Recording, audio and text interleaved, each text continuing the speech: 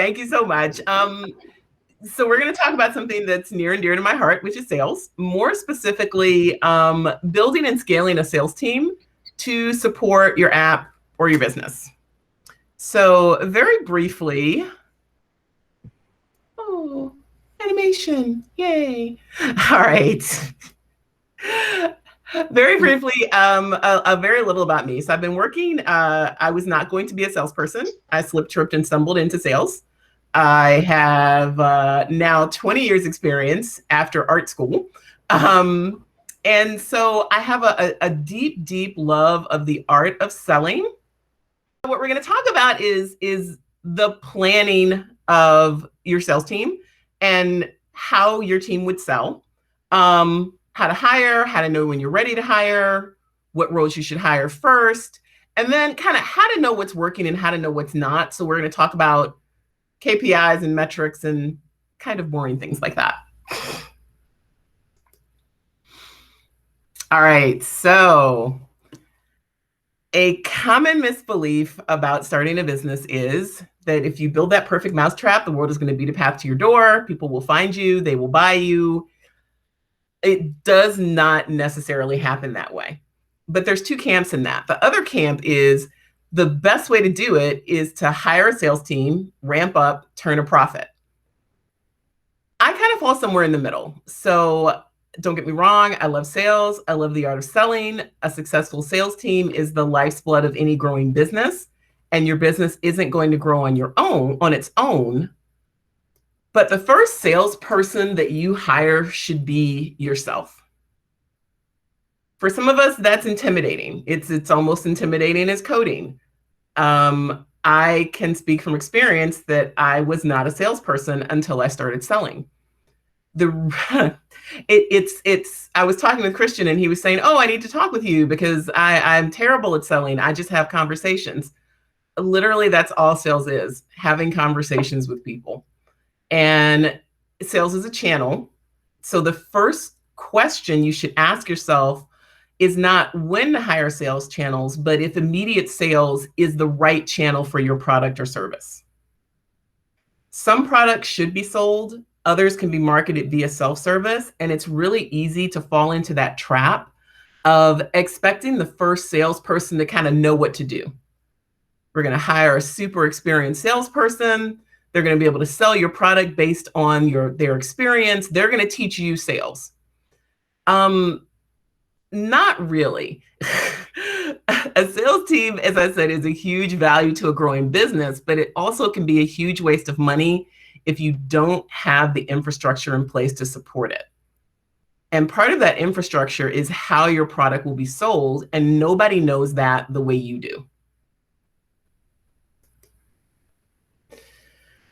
So before you can hire a team or even start selling yourself, you want to have an idea of how you want to sell to your customers.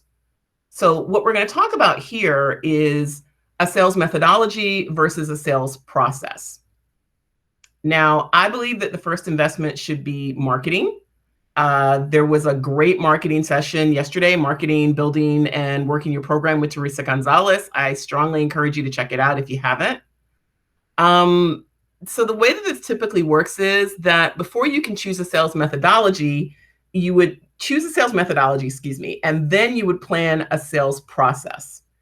And to do that, you need to have a good understanding of who your customer is and how they buy. So that's where marketing is a big, big help. For now, we're going to assume that you already have that groundwork, and we're going to talk about some sales methodologies.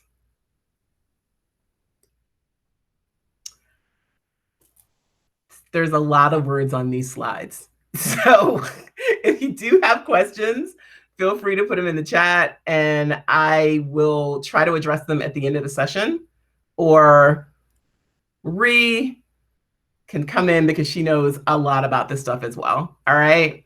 So what I've done here is, if you're into sales, you've probably heard of tons of methodologies: Challenger, Spin, Sandler, Miller Hyman. There are so many articles about sales. What I thought would be kind of helpful here was to strip away the fancy titles and to just kind of start with the bare basics, right? So methodology is not new. Xerox, I believe, created the first sales methodology in the 70s. It worked out so well, they labeled it professional selling skills. They sold it, and everybody kind of took it, put their own spin on it, and now we have all these other things.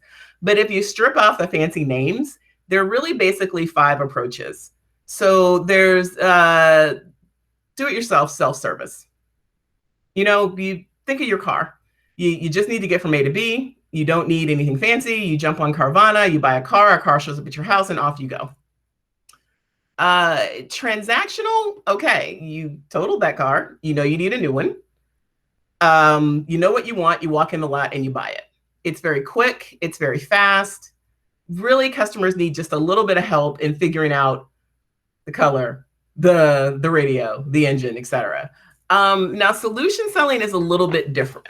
Here, you've got to be convinced to move. Your car is pretty old, but it's your baby. And so maybe it's time to look for something new, maybe not.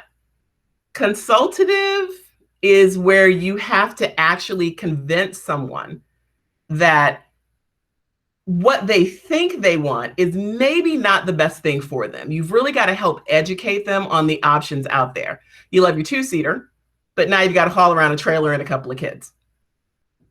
And then personally, my personal favorite is provocative. In provocative salespeople actually help a client identify a problem that they may not know exists.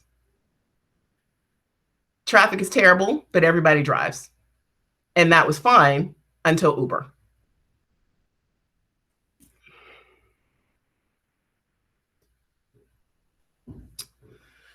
How you would choose your methodology is basically determined by how your buyers buy. So what we have here is kind of a sample flow of a customer journey and the amount of seller assistance that would be required. So if you break it out into different approaches, what you can see here is self-service has very little effort required. They come in, they're ready to buy. They don't really need to talk to a salesperson. They jump in there, they move on. Transactional really needs a little bit of help here between that sales qualification and that commitment. Solution, consultative, and provocative really takes you through the longer you spend in a particular area kind of dictates how long it takes your customer to get it, kind of dictates the model that you'd want to move into.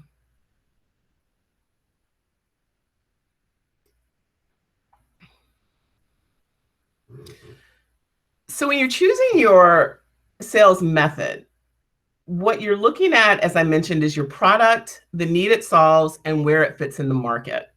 Probably the last time we're going to talk about do it yourself, but I will say that it's kind of like the holy grail. It's also where a lot of companies stumble. Unless the value of your product is immediately apparent, you're likely to spend as much time on, you're really likely to save as much as you would spend on a sales team in marketing, building awareness, and demand. So do it yourself sounds great, but it typically is not a fit for a more complex product or service.